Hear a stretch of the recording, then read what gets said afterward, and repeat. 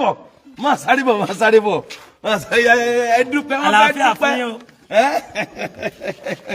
wọ́n fẹ́ dúpẹ́ ìtọ́lọ́ ń ṣe àwọn oní introduction rèé o ó yá gbọ́dọ̀ ṣe ń jó báyìí ó yá dúpẹ́ yáyá bẹ́ẹ̀ ẹ tún wá wò wọ́n tún bá a ṣe yín ẹ̀ mọ̀mọ́ kan gbàtà parí live lọ́dọ̀ yẹn jẹ́ kékeré ẹ̀kọ́ bá fóònù so gbàtà parí live lọ́dọ̀ yẹn mọ̀mọ́ yẹn ló bá a sanwó yín ẹ̀ wọ́n tún ní kó lọ ṣe ó yá Muyideen ẹ dúpẹ́ lọ́wọ́ àwọn èèyàn. àlàáfíà fún yín o nílé lóko lódò lẹ́yìn odi gbogbo ẹ̀yin olùrànlọ́wọ́ mi gbogbo ẹ̀yin aláàánú mi mo kí yín mo dúpẹ́ lọ́wọ́ yín mo mọ̀ lóore o àánú Ọlọ́run ò ní fi yín sílẹ̀ o òkun yìí gbẹ ọwọ́ yín ò ní gbẹ o ọ̀sà yìí gbẹ ọwọ́ yín ò ní gbẹ o owó ìtàn lápò wọjọwọjọ owó ò ní tán lápò yín gbà kọ̀ọ̀kan o ọwọ́ yín ọmọ ròkè ń gbà gbogbo ara ò ní gbà kọ̀ọ̀kan Ọlọ́run yìí sáàárẹ̀ ẹ̀ ní sáàárẹ̀ gbà kọ̀ọ̀kan nǹkan ọ̀wá ní sẹ̀mí nígbà kọ̀ọ̀kan nǹkan ò ní sẹ̀mí nǹkan ò ní sẹ̀mí yìí gbogbo ibi tẹ́ ti ń mú owó tẹ́ fi ń ṣe mí láàánú tẹ́ fi ń ràn mí lọ́wọ́ owó ọmọ pọ̀ sí àmín kí àwọn tó support ẹni gbàdúrà láti day one owó yẹn ọmọ pọ̀ sí gbogbo ẹ̀yin tẹ́ ti ń ràn mí lọ́wọ́ láti bẹ̀rẹ̀ pẹ̀pẹ̀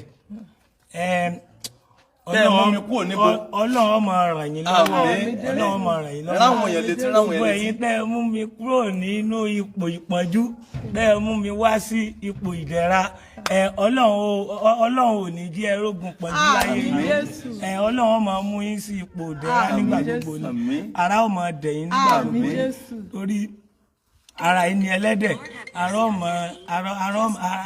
ní yín nígbà gbogbo ẹni mọ̀ nira láyé mi ṣe mo dúpẹ́. Muyideen báwo ni introduction ẹ̀dìdé àǹtí ìwọ náà táwọn èèyàn. ẹ ṣe mọ ọ ẹ ṣe sá ọ ẹ kú tọ́jú wa ọ láti bẹ̀rẹ̀ pẹ̀pẹ̀ tẹ́ ti ń ṣàánú ọkọ mi mo dúpẹ́ mo mọ̀ lóore o tẹ́ ti ń ṣàánú ọkọ mi ẹ ṣe gan ọ iná ò ní tọ́ lọ́wọ́ yìí o kò ní ṣẹ́ tẹ́ ti ń ṣàánú ọkọ mi ọkọ mi báwo ni introduction yìí ṣe lọ. Introduction wa ó dùn jó yín lọ. Irọ́ ni o. Yín tó jẹ́ ó dùn jó yín lọ ni pé aráàánú gbà. Meanwhile Ọlọ́run fi omi àánú wá sí yín lójú ẹ̀yin náà dẹ̀ ṣe torí ọ̀tọ̀ ni kí Ọlọ́run fi omi àánú ẹ̀dá sí ẹ̀dá ẹgbẹ́ rẹ̀ lójú kẹ́dà ẹgbẹ́ rẹ̀ ṣe ọ̀tọ̀ lẹ́ni tá a fi rán ọ̀tọ̀ lẹ́ni tá a fi rán tó ń fagídí ṣe ṣùgbọ́n Ọlọ́run fi rán yín ẹ̀yin náà dẹ̀ ń jẹ́ṣẹ́ yẹn Ọlọ́run ò ní fi yín lẹ́ngbà kan àmín Jésù torí mi ò tiẹ̀ nírètí wípé introduction èmi àti ìyàwó mi nírètí wípé introduction wa lè dùn tó bẹ́ẹ̀ yẹn ó dùn gbọ́ngbọ́n kan sí 100% joy òní a ní lórí introduction yẹn ẹ ṣé púpọ̀ ẹ ṣé àmọ́ lóore o àánú Ọlọ́run ò ní fi yín sílẹ̀ o ẹ̀yin náà máa rà ní gbàgbà gbogbo ẹ ní ṣálá ẹ ní oúnjẹ dára Ọlọ́run máa bù fún yín o orúkọ Jésù òkè lẹ́wà ẹ ní jábọ́ wọ́n dúpẹ́ ọjọ́ sí ẹ máa rà ní gbàgbà ọ̀nà òní dímọ̀ yín lórúkọ Jésù ìtàn òní tán lọ́wọ́. ó yá fẹ́yìn tán bẹ́ẹ̀ ṣe wọ́n. Eyín mi rèé o eyín mi ti wà 100 padà o ẹ ṣé mo dúpẹ́ o. Kí ló pé? Eyín mi ti wà 100 padà o kí ló wà tẹ́lẹ̀ ẹ ṣé mo dúpẹ́ o. kí ló wà tẹ́lẹ̀ 65% ló wà tẹ́lẹ̀ bọ́ ó ti wà 100% padà. Olúwa iye. Ẹ ṣé mo dúpẹ́ o mo mọ̀ lóore o. ẹ ṣé ọ̀rẹ́ jàre. God bless you. mo mọ̀ lóore o God bless you. ẹ ṣé o àwọn tí ẹ̀rọ kan ẹ mọ̀ ara àánú gbà o. àmín ẹ gbé wọn látọ̀ kan mọ́ ṣe ń bọ̀. God bless you. ó yá má bọ̀ má jù. ó yá níbo ni orin yẹn wà fúnra yín ẹ bẹ̀rẹ̀ orin yẹn láti bí etí tó jẹ́ hot track gangan ẹ súnmọ́ bí ẹ bá ràn wọ́n lọ́wọ́ ẹ súnmọ́ bí díẹ̀ sí ó tó.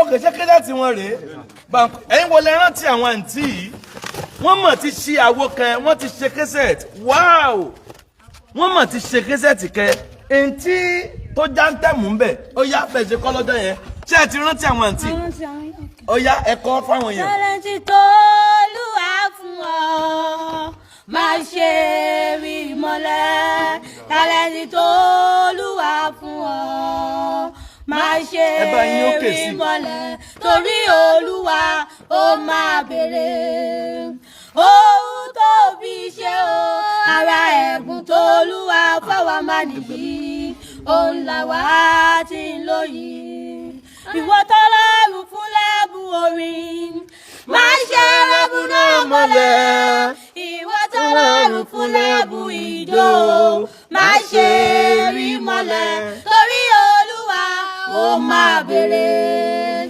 ohun tó fi ṣe o ara ẹ̀bùn tó Olúwa fáwa máa nìyí òun làwa ti ń lóyìn ìwọ tọ́lọ́run fún lẹ́bùn ìwàásù máa ṣe rẹ́bùn náà mọ́lẹ̀ ìwọ tọ́lọ́run fún lẹ́bùn ògbìfọ̀ máa ṣe rí mọ́lẹ̀ torí Olúwa ó máa béèrè ohun tó fi ṣe o ara ẹ̀bùn tó Olúwa fáwa máa nìyí òun làwa. Jésù Olúwa wa orin wọn rèé o ẹdìmú ẹdì kìíní mú ẹgbà ẹbà má mú.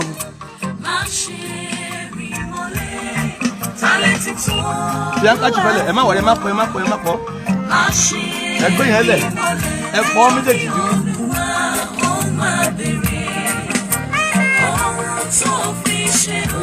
Ara ẹ̀kún tó Olúwa fáwa máa lè yí òun làwa ti ń lóyìn tálẹ́ǹtì tó Olúwa fún wa. Àwọn náà kọrin yìí o. Má dàbòjú. Má ṣe rí mọ́lẹ̀ torí Olúwa ó máa béèrè ohun tó fi ṣe ara ẹ̀kún tó Olúwa fáwa máa lè yí òun làwa ti ń lóyìn. Wọ́n ti ṣe kẹ́sẹ́ẹ̀tì òun lẹ̀ ń gbọ́ yìí kí ló ń jẹ́ bẹ́ẹ̀ wo Ọlọ́run ń gbé àwọn èèyàn dìde lágbàlá Gabriel tó ráwọn àǹtí báyìí. ìwọ tọ́lọ́run fún lẹ́bùn orin wọn ni o. máa ṣe rẹ́bùn náà mọ́lẹ̀ ìwọ tọ́lọ́run fún lẹ́bùn ìjó máa ṣe rí mọ́lẹ̀ torí Olúwa ó máa béèrè ohun tó fi ṣe o ara ẹ̀bùn tó Olúwa fáwa máa nìyí òun làwa ti ń lóyìn. Tálẹ́ǹtì tó Olúwa fún wa má ṣe rí mọ́lẹ̀ tálẹ́ǹtì tó Olúwa fún wa má ṣe rí mọ́lẹ̀ torí Olúwa ó máa béèrè ohun tó fi ṣe o ara ẹ̀bùn tó Olúwa fáwa máa lè yí òun làwa ti ń lóyìn.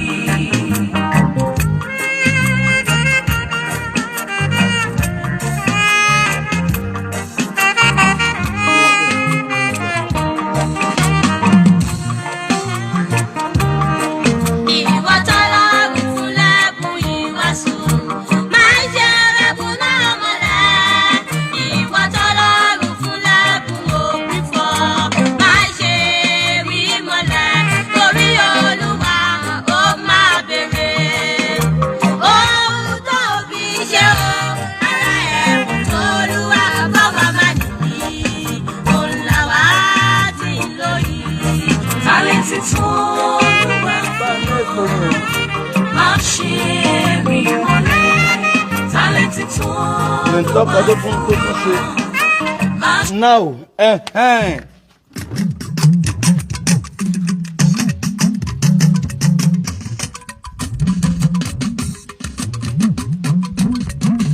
mo ń bọ̀ hallelujah dáadáa ṣé ẹ gbàgbé àwọn àǹtí yìí wọ́n ní ìpèníjà ojú ṣé last year kọ́ la gbé yìí ni àbọ̀dún yìí ṣọ́dún yìí ni April ọdún yìí àwọn méjèèjì náà wà ní school wọ́n donate roughly 1 million fún wọn gbà yẹn. If I want to tell you àǹtí ti parí school báyìí ṣé lóòótọ́ ni ó sọ rárá. mo ti parí o project mi náà mo mú wáyé. Project rẹ dà tó parí tí a ṣé lè bẹ́ẹ̀ni. ṣé project yẹn lè fi àwọn èèyàn ẹ bá mi bá project yẹn lọ́wọ́ ẹ̀ náà. Project tó lóun parí ni wow inú báyìí ló ti máa mú project rẹ o jẹ́ nǹkan wo bí báyìí ná ẹ wo bí báyìí effect of abacus and prime mathematics code in teaching mathematics to learners with visual impairment, a case study in Oyo Special Basic School, Daba, Oyo State. Bello Olayinka route. Òun ló ń jẹ́ kí lórúkọ ẹ? Bello Olayinka route. Ṣógbé dáadáa. Ẹ wo òun ti parí school báyìí. Owó tẹ́ ẹ dá fún wọn nínú ẹ̀ ó ka school parí. Ẹ wo this is a project. Ẹ ti parí báyìí. Bẹ́ẹ̀ni sà. Àǹtí kejì ńkọ́? Mo wà 400 level. 400 level. Ó wà 400 level báyìí. Bẹ́ẹ̀ni sà. Now wọ́n lọ school wọ́n kà á jáde ẹ̀yin lẹ rán wọn. Wọ́n gbìyànjú wọ́n ṣe cassette ẹ wo nǹkan. Wọ́n ṣe cassette yẹn ni mò ń play sí. Wọ́n máa wá ṣe launching ní church wa ní last Sunday oṣù yìí. But wọ́n láwọn kọ́kọ́ fẹ́ fi cassette yẹn àwọn hàn àgbáyé tó ṣe cassette fáwọn tó tán sponsor ẹ. Bẹ́ẹ̀ni a fi hàn yín kẹ́ lè mọ iṣẹ́ takuntakun tẹ́ ṣe fún wa. Kí lẹ pé? Iṣẹ́ takuntakun tẹ́ ṣe fún wa kẹ́ lè fetí gbọ́ kẹ́ dẹ̀ lè fojú rí. Iṣẹ́ takuntakun tí wọ́n ṣe fún yín. Bẹ́ẹ̀ni. Kí lẹ fẹ́ sọ fáwọn èèyàn nípa tí wọ́n ṣe yìí? A dúpẹ́ lọ́wọ́ yín pé ẹ ṣe gan-an ni ní gbogbo ọ̀nà yín náà máa ráàánú gbà. Àmín. Àwọn ọmọ yín náà wọ́n máa ráàánú gbà. Àmín. Gbogbo bí tẹ́ tí mówó yẹn fún wa ibẹ̀ ò ní gbẹ. Àmín. Orúkọ Jésù Kristi Olúwa wa. Àmín. Ó yá àǹtí ìwọ náà sọ kí lórúkọ ẹ náà? Orúkọ mi ni Fáṣọlọ́lúwà fún mi ká Juliana. A dúpẹ́ lọ́wọ́ yín gidi gan fún gbogbo ẹ̀yin tẹ́ ràn wá lọ́wọ́. Lórúkọ Jésù àwọn ọmọ yín náà mọ̀ ráàánú gbà. Àmín. Lórúkọ Jésù àwọn ọmọ yín ò ní fọ́ lójú. Àmín. Kí ló pé? Lágbára Ọlọ́run àwọn ọmọ yín ò ní fọ́ lójú. Àmín. Ẹ mọ bójú rere Ọlọ́run pàdé o. Àmín. Ẹ mọ bá àánú Ọlọ́run pàdé o. Àmín. Níbi tá ẹ ti mú kò ní tán bẹ́ẹ̀ o. Àmín Jésù. Ẹ ti ń lo òkè lórúkọ Jésù ẹ ní jábọ́ o. Àmín Jésù. Ìtọ́ ò ní tán lọ́wọ́ yín Àmín o. Jésù. Ọlọ́run mọ tẹ̀yìn síwájú Àmín o. Jésù. Ọlọ́run ó sọ àwọn ọmọ yín náà di ní ńlá o. Àmín Jésù. Ògo tàwọn ọmọ yín náà tàn fún rere o. Àmín Jésù. Ẹ ṣe àdúpẹ́ amọrírì oore tẹ́ ẹ ṣe fún wa. If I want to tell you, àwọn àǹtí tí ń gbé church láti gbà yẹn, church ni wọ́n ń gbé láti ìgbà yẹn. Tí wọ́n ń jẹ tí wọ́n mu, wọ́n dẹ̀ ń lọ school wọ́n ń dé. Àǹtí ti parí school báyìí. Eléyìí wà ní 400 level. Wọ́n ti wá lọ ṣe késẹ́ẹ̀tì wọn. Wọ́n ṣe, wọ́n manage, wọ́n monitor wọn, wọ́n gba school, wọ́n gbalé, wọ́n school jíjẹ mímu for the past about 9 months. Wọ́n dẹ̀ ń ṣe wẹ́rẹ́wẹ́rẹ́ Ọlọ́run dẹ̀ ṣàánú wọn. Ìwọ̀nba tẹ̀mí náà dẹ̀ tún ní Ọlọ́run dẹ̀ tún Bẹ́ẹ̀ni ìwọ̀nba tó ní wọ́n ń ṣe fún wa gidigidi gan ni. Ẹ bá a dúpẹ́ lọ́wọ́ wọn o. Èèyàn gidi ni Wòlíì Adémọ́lá ọmọ Amúsàn. Ẹ̀yin náà ńkọ́ èèyàn gidi lẹ́yìn náà. You are a good people. Now ẹ jẹ́ agbórin stanza 2 wọn yìí torí kí ni mo kọ́ wọn fún ni pé wọ́n ti àǹtí ti parí school. Ó ní àwọn ti ṣe késẹ́ẹ̀tì káyé gbọ́. Ìwọ̀nba táwọn èèyàn bá lè bá wọn lunch kan lunch wọ́n láwọn ò fẹ́ máa jókòó tọrọ àbí kí lẹ fẹ́ lẹ. Àfẹ́ máa jókòó tọrọ o.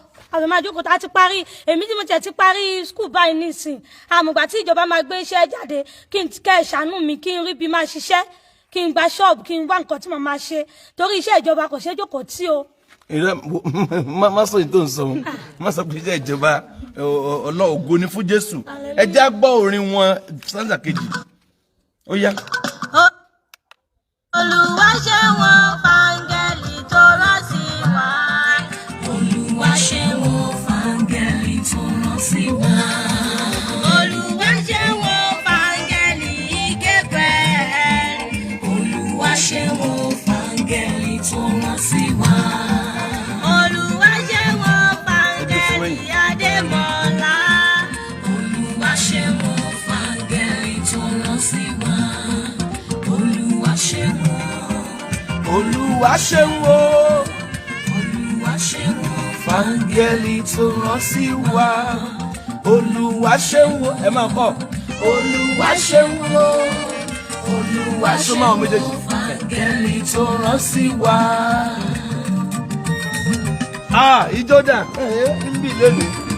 Lè jó tó mi. Ẹ̀yin wo? Ó ń dà. Èmi gan ti ń jó mi. àmùjọ wa ò fọlọ́run wá pa. Ẹ máa kọrin yín o. Àwùjọ wa ò fọlọ́run Israel. Torí aránú gbà lọ́dọ̀ ọkọ arúgbó. Torí aránú gbà lọ́dọ̀ ọmọ Amúsàn. Wá ṣe wo fàǹgẹ̀lì tó rán sí wa. Olúwa ṣe wọ́n.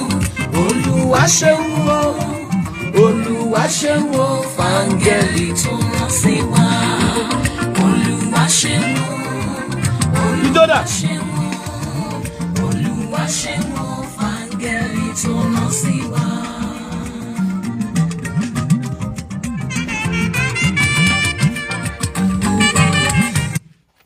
So ti kú ni. So bó ló ṣe máa ń do Bluetooth báyìí. Ẹ wo orin wọn lẹ ń gbọ́ yìí. The song is so wonderful. So she lè play fún 1 minute sí. Ó yá. Ẹ̀yin alánú wa, ẹ ṣé ò tẹ́nọwọ́ sí wa. Ẹ̀yin alánú wa, áńgẹ́lì lẹ jẹ́ fún wa. Ẹ máa ránú gbà lágbára Elédùmarè. Ẹ máa ríre gbà lágbára arúgbó ọjọ́. Olúwa ṣe wo fáńgẹ́lì tó rán sí wa. Olúwa ṣe wọ́n, Olúwa ṣe wọ́n, Olúwa ṣe wọ́n fàǹgẹ̀lì tó rán sí wa. Olúwa ṣe wọ́n, Olúwa ṣe wọ́n, Olúwa ṣe wọ́n fàǹgẹ̀lì tó rán sí wa.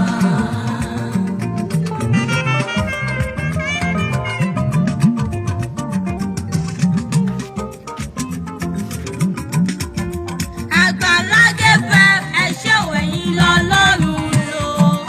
Ẹgbẹ́ akọrin, ẹ ṣé ò tẹ́ ò fi wá sílẹ̀. Ẹ̀yin bàbá wa, ẹ ṣé ò fún àdúrà yín. Ẹ̀yin màmá wa, ẹ ṣé ò tẹ́ fẹ́ mi sọnù. Àwọn ọ̀dọ́ ń kọ́, ẹ ṣé ò tẹ́ ò dẹ́yẹ sí wa. Àwọn ọmọdé, áńgẹ́lì á jíṣẹ́ fún yín. Gbogbo wa pátá, áńgẹ́lì á jíṣẹ́ fún wa. Olúwa ṣe wo fàǹgẹ̀lì. Jésù Olúwa wa. Bá ń kọ́ tẹ̀nà. Now kẹ́sẹ̀ tí wọ́n rèé. Wọ́n ti ṣe àwo wọn rèé. Wọ́n ṣe àwo káwọn mọ́ bá mọ́ tọrọ. Inú mi dùn pé ohun táwọn èèyàn ṣe fún wọn, wọ́n ná wisely. Ẹni tó jẹ́ producer wọn is a pastor. Ẹni yẹn náà fi rẹ̀ jìn láti bá wọn wọ studio. Ẹ imagine káwọn tán nípè níjẹ ojú báyìí tán jóbìnrin kí wọ́n tó wọnú studio kan tó jáde láyà tàlàfíà kí wọ́n tó ṣerú nǹkan báyìí track bíi 5 ló wà ní kẹ́sẹ̀tì yẹn. Ìwọ náà dẹ̀ lè ní ẹyọ kan lọ́wọ́. Ẹ̀yin tọ́lọ́ bá fún lórí ọ̀fẹ́ àwọn wọnú ọdún báyìí ọ̀pọ̀lọpọ̀ ń ṣọdún lọ́wọ́. But ẹ̀yin tọ́lọ́ bá fún lórí ọ̀fẹ́ láti bá wọn launch. Bóyá kẹ́sẹ̀tì rẹ̀ imú launch ẹ̀ bóyá ẹ lè rẹ́ nìkan wá gbà á bóyá ẹ ti wà Naija bóyá ó wà Naija bóyá ó wà lókè òkun. Kẹ́sẹ̀tì wọn mélòó ni wọ́n bá yín ṣe? 1,000 copies. Wọ́n ní 1,000 copies làwọn ṣe báyìí àwọn nìkan ò lè dá gbọ́ o. Lè dá gbọ́ o, a lè dá jẹ́ o. A lè dá gbọ́ o. Mi gbọ́? A lè dá jẹ́. Ẹ lè dá gbọ́ ẹ̀wọ̀n kì í jẹ kẹ́sẹ̀tì. Ó láwọn ò lè dá jẹ. Now nípa orí ọ̀fẹ́ Jésù a dẹ̀ tún máa fi nọ́mbà wọn náà síta fẹ́yìn tí a fẹ́ pè wọ́n ń kọ́ sà tán bá láwọn èèyàn ń kọrin àwọn àǹtí yìí ń kọrin wọ́n ń kọrin wọ́n ní voice inú choir wọn náà wà inú choir church wa náà wà báyìí wọ́n ti wà nínú choir and they are doing very well. Ẹ̀yin tí ẹ bá wọn fẹ́ launch ẹ̀ máa kàn gba kọ́ọ̀ 5 àbí kọ́ọ̀ 10 pé sà àwa bá wọn launch ábọ̀mù wọn o pẹ̀lú nǹkan báyìí àwa bá wọn launch ábọ̀mù wọn àwa náà sì máa launch ẹ̀ ní church ní last Sunday that is next week Sunday àbí Sunday jàre Sunday tàfẹ́ Sunday ọ̀sẹ̀ yìí a bá wọn launch ẹ̀ church bet lórí afẹ́fẹ́ ẹ̀yin tẹ́ fẹ́ bá wọn launch ẹ̀ kẹ́sẹ̀tì wọn ló pọ̀ nílẹ̀ yìí nípa orí ọ̀fẹ́ Jésù olórin tó ṣe kẹ́sẹ̀tì wọ́n launch so wọ́n lè dá gbọ́ táyìn bá ti launch a lè kọrúkọ yín sílẹ̀ tí a bá fẹ́ nìkan wá gbà orin wọn dùn gan they have a very good song wọ́n ní orin ìgbàlà nínú ẹ̀ wọ́n lórin ṣé kò sí nǹkan wọ́n lórin ìgbàlà ń bẹ wọ́n lórin talent wọ́n lórin ọpẹ́ ń bẹ gbogbo ló wà ń bẹ 07054 900 751 07054 900 751 tá bá ti fẹ́ parí ètò máa fi nọ́mbà wọn lẹ̀ fẹ́yìn tẹ́ bá fẹ́ máa pè wọ́n fún program ẹ jẹ́ bá mi pa wọn àǹtí they are doing well they are doing very well kẹsẹ̀ tí wọ́n ló pọ̀ nílẹ̀ ẹ wò òun ló pọ̀ nù pálí wọ́n ti ṣe wọ́n dìde lọ studio lọ ṣe kẹsẹ̀ tí ni so kẹsẹ̀ tí wọ́n ló pọ̀ nílẹ̀ yìí ẹ pè sórí 07054 900 751 ẹ lè pè sórí WhatsApp ẹ lè pè sórí normal call ó yẹ ẹ máa pè wọlé kí ẹ bá wọn àǹtí sọ̀rọ̀ màá tún fi nọ́mbà wọn lẹ̀ kẹ́ ẹ lè máa pè wọn láti encourage wọn. Irú àwọn àǹtí tán bá dókè tán wọn ní gbàgbé ibi tí wọ́n ti bẹ̀rẹ̀, wọn ní gbàgbé ọwọ́ tó kọ́ran àwọn lọ́wọ́. Irú àwọn tí Bíbélì dẹ̀ ń sọ ń pa wọn rèé, irú àwọn tó ń sọ pa wọn rèé, wọ́n ní ìpèníjà ojú, wọn ríran nípa tara ṣùgbọ́n wọ́n rí nípa tẹ̀mí, wọ́n rí nípa tẹ̀mí. Inú mi dùn pé àǹtí ti parí school, ó ti parí ìbólẹ́lẹ́ ti parí náà. University of Ibadan. Wọ́n wà ní SPED láǹtí ti parí báyìí. Inú mi dùn pé wọ́n kàwé with their challenges. There is ability in disability. Wọ́n kàwé, wọ́n gbìyànjú, wọ́n kàwé. Wọ́n láwọn ò fẹ́ tọrọ, wọ́n láwọn ò fẹ́ lọ́mọ jókòó níbi kan láti máa ṣe bàbí aláwọ̀. Wọ́n dẹ̀ gbìyànjú láti ṣe àwo yìí. Ẹ máa pè wọlé èyí tẹ́ fẹ́ kí wọn. Gbogbo ẹ̀kọ́ lówó, ìwọ tó wá fẹ́ kí wọ́n náà pé ẹ kú àṣeyọrí o. Inú wa dùn sáwo tẹ́ ẹ ṣe o. You can call. Ẹ lè pè láti kí wọn, láti bá wọn yọ̀ nípa ohun tí wọ́n ṣe yìí. Kéèyàn wo orú wọn, wọ́n dẹ̀ gbìyànjú, abẹ́rẹ́ picture wọn bẹ̀, wọ́n dẹ̀ gbìyànjú, wọ́n dẹ̀ ṣe cassette, wọ́n ṣe àwo, inú mi dùn sí wọn, wọ́n ṣe cassette, ẹ wò, wọ́n ṣe àwọn orin wọn rèé, Olúwa ṣeun, kí ló ń fẹ́, ẹ wá wo Jésù, ẹ dákun ẹ jí, àbí? Bẹ́ẹ̀ni, ẹ dákun ẹ jí. Ẹ dákun ẹ jí, 5 talent, àwọn àwo wọn nìyẹn. So are we willing to launch their cassette nípa orí ọ̀fẹ́ Ọlọ́run? Ẹ̀yin tẹ́ bá dẹ̀ fẹ́ nọ́mbà wọn, wọ́n á pè nọ́mbà wọn. Churches tẹ́ bá fẹ́ máa pè wọ́n, ẹ pè wọ́n. Àwọn táyé wọ́n support ara wọn, àwọn táwọn àánú Kristi náà. Táyé pé èèyàn tó wà nínú ayé ló ṣe cassette báyìí. Gbogbo everywhere ti dàrú. Everywhere ti dàrú pé wow, wọ́n ti gbórin jáde. Orin àwọn àǹtí náà rèé. Hello ma, God bless you ma. Yes, sir. I'm sending 51,000. Ẹ ṣé gbọmọ ẹ ṣé olùtẹ̀tì. Mo ti ń wò báyìí, mo ń bọ̀. Wọ́n láwọn launching of album 51,000 naira. Ẹ bá ń pàtẹ́wọ́ fún Jésù náà. Wọ́n bá yín launch album yín. Thank you ma. Mo ń bọ̀ ma. Mọ́mì kí lorúkọ yín? Báwo ni ká ṣe fún yín kẹ́sẹ̀tì ma? Lára mo donate mi sí ilé so mo donate ẹni. Ó yẹ kẹ́ ẹ jẹ́ ká bá yín bò lẹ́yìn wá ṣe máa gbọ́. Àwábì kan tẹ́ ti lè download ẹ̀.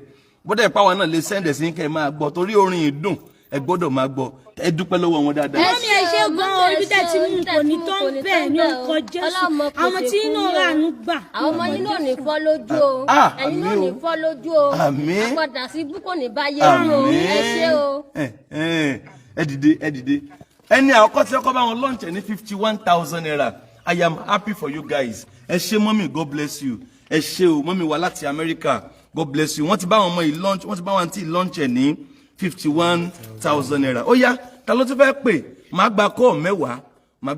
Lẹ́yìn ètò, àwọn yóò tún máa pè. Màá fi nọ́mbà wọn lẹ̀ láìpẹ́ yìí. Nọ́mbà táyì máa pè sí báyìí 070-54900-751. Bá ń gbójú wọn gangan. Inú mi dùn o. Ó yá, ẹ máa bá wa, ẹ máa pè wọlé. Ẹ̀yin tẹ́ fẹ́ bá wọn launch yábọ̀. Ẹ máa pè wọlé bẹ́yẹn.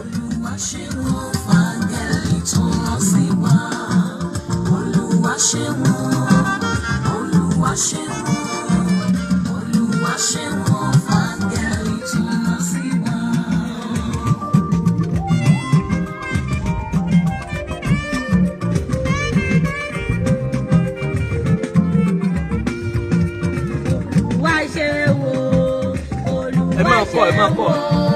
Olúwa ṣe o, fàǹgẹ̀lì tó rán sí wa.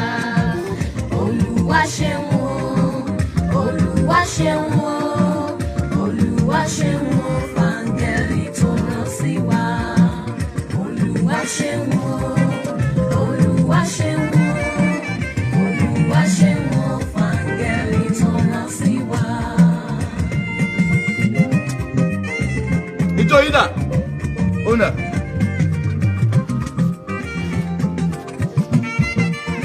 Holy Gabriel, ẹ ṣé o, adúpẹ́ kú. Ẹ bá wa next ẹ já gbọ́ mi. Adémọ́lá, ẹ ṣé o, tẹ́lẹ̀ Mo ń bọ̀. Ẹ máa pè sórí 070-54900-751. Mo ti ẹnìkan náà ti ń pè láti London. Hello. Daddy, ẹ má dárúkọ. Okay ma, mi dárúkọ yín ma. Yes ma. mo ti mọ̀ màámi mo ti mọ̀ mọ́mí wa láti London yes ma. Èmi náà donate 50,000. 50,000. Wọ́n láwọn bá wọn lọ́ǹtì pẹ̀lú 50,000 naira. Ẹ dúpẹ́ dáadáa, ẹ dúpẹ́ dáadáa, ẹ dúpẹ́ dáadáa. Àbí? Mọ́mí báwo la ṣe máa fún yín kí sẹ́ẹ̀tì tí yín báyìí? Dáàdì ẹ bá mi tọ́jú ẹ. Kí bá yín tọ́jú ẹ, okay. Ó ti dèyàn méjì. Yes, ma. Àti báyìí méjì tọ́jú kí sẹ́ẹ̀tì mọ́ báyìí. God bless you, ma. Ẹ ṣé o. Ẹ ṣé o. Thank you so much.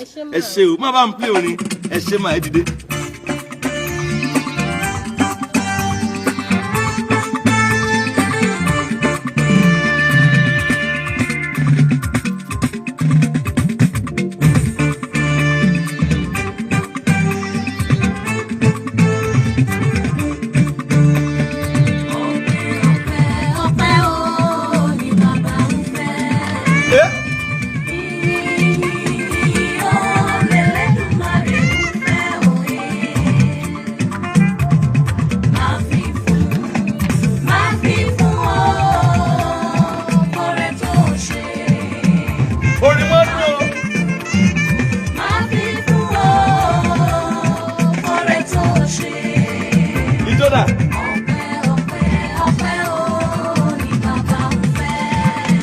Gbogbo kọ fúnra wọn.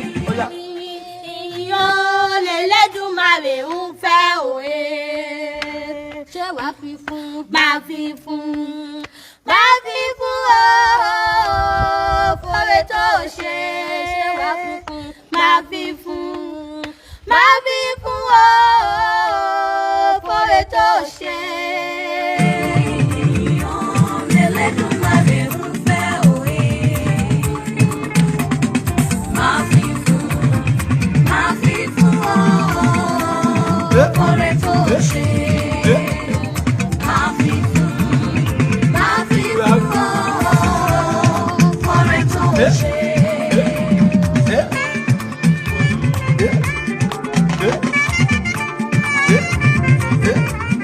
Orin ẹ fine o.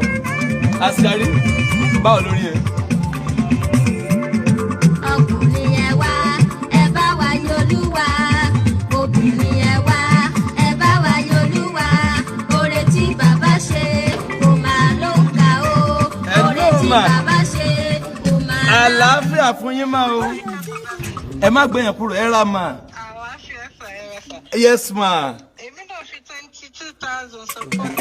Ẹ fi bá mo ń bọ̀.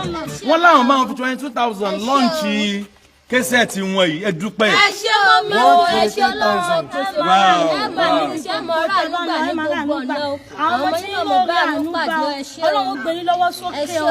Ẹ̀rọ ilé ìfọlójú olórí ṣe o. Àmín. Ẹ dìde. Ẹ máa fi máa fi fún. Ẹ ṣé mọ́mì. Báwo la ṣe máa fún yín késẹ̀tì mà? Mo fún ìyàwó mi, ẹ bá mi fò Olórí. lórí. Okay, mọ́mì. Wọ́n láwọn fún ma fi jí o. Very good. Ó di késẹ̀tì mẹ́ta. God bless you. Ẹ ṣé mà. Máa fi fún ooo oore tó ṣe. Àwọn náà ní késẹ̀tì. Máa fi fún ooo oore tó ṣe.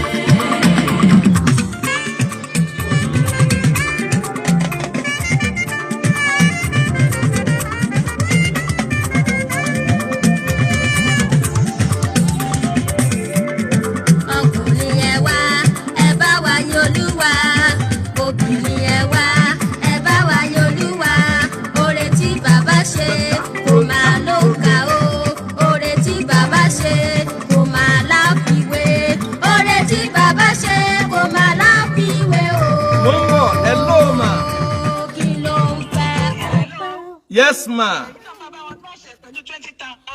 Mọ́mí náà láti Amẹ́ríkà wọ́n láwọn lọ́ǹtẹ̀ pẹ̀lú 20,000 naira. 143,000. 143,000. Ẹ ṣé ma. Ẹ ṣé Ọlọ́run mọ bùkún yín ní gbogbo. Àmín. Ẹ ṣé ma, ẹ ṣé ma. Àmín. Mọ́mí báwo la ṣe máa fún yín késẹ̀ tí yín mà? Ẹ bá mi fún Ọlọ́run atọ́jú ẹ̀mí yín. Àmín Jésù. Kábà yín fún nǹkan oníṣẹ́ mi yín. God bless you ma. God bless you ma. God bless you ma. Ẹ ṣé ma. Ẹ ṣé ma. Yes ma. Yes ma.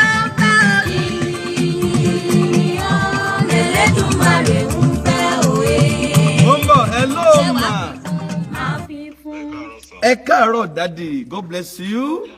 Yes sir. Daddy, ẹ ṣé. 50,000 láti support wọn. 193,000. Ẹ ṣé o.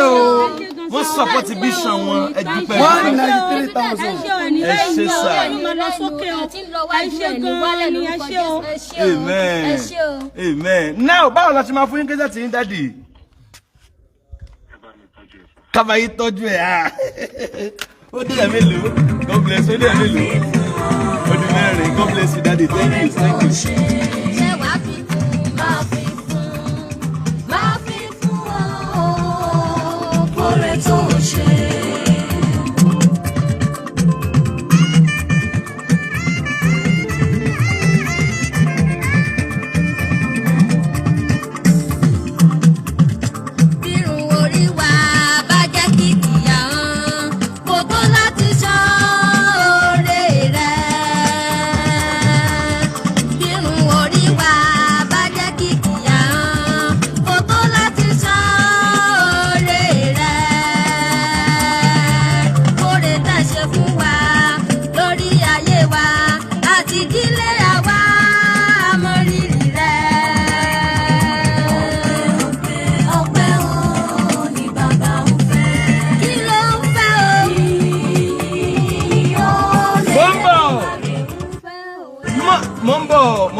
Mommy is send message láti America. Hello ma. We receive your alert ma. Ẹ bá wa sọ̀rọ̀ ma. Mi dárúkọ yín ma. Yes ma. Yes ma. Wọ́n fún wọn ní 25,000 naira. Ẹ ṣé o. Wọ́n fi launch album. God bless you. 218,000.